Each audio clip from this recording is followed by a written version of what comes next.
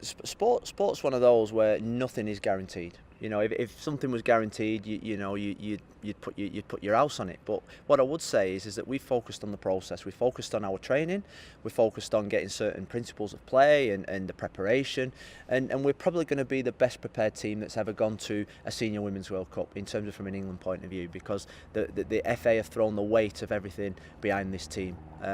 So that hopefully will give us confidence. It will give us comfort that we are well prepared. If we're well prepared, something that we learnt the other day, you know, if you play really hard, train really hard, then the fight becomes a little bit easier. And we're hoping that the challenges that we've set this team over the last 16 months, the training, the pushing them out the comfort zones, it means when we get to a World Cup, we hope that we know it won't be easy, but we hope that we're prepared for it, and we're going to give it our real big shot. And we're one of 5-6 teams that can win the World Cup. I'm sure of it.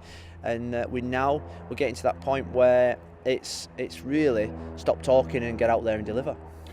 We know that the best way, you know, 16 months ago, I was in a meeting and people saying about keep growing the women's game, keep inspiring the next generation. Let's get down to grassroots level, and let's let that young girl that lives in Devon or up in Newcastle or lives in Birmingham, you know, watch a game of football and then be inspired by a group of players playing in a World Cup. And I said, you know what, the biggest thing would be to lift that World Cup. That would be the biggest thing to inspire the next generation, because we do have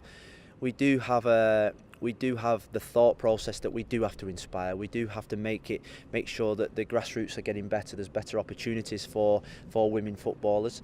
That is part of our mantra. You know, when I sat down with the girls, it wasn't just they wanted to win a World Cup. They wanted to provide a legacy, just like the 2015 team did.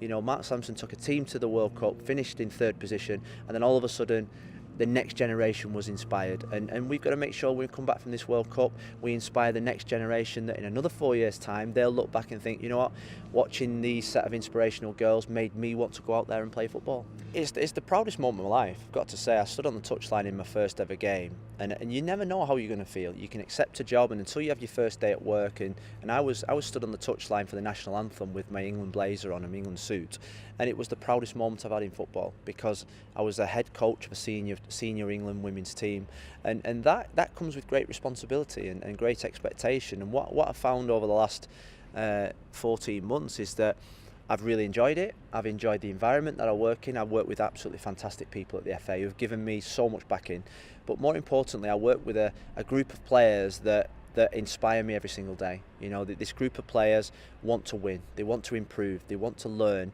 and they have so much respect for their coach. And you know, we have a special bond. There's no doubt, you can't hide away from that. You know, when a group of players and a manager and a group of staff have the bond that we have, then that gives me great confidence and belief that we can be successful.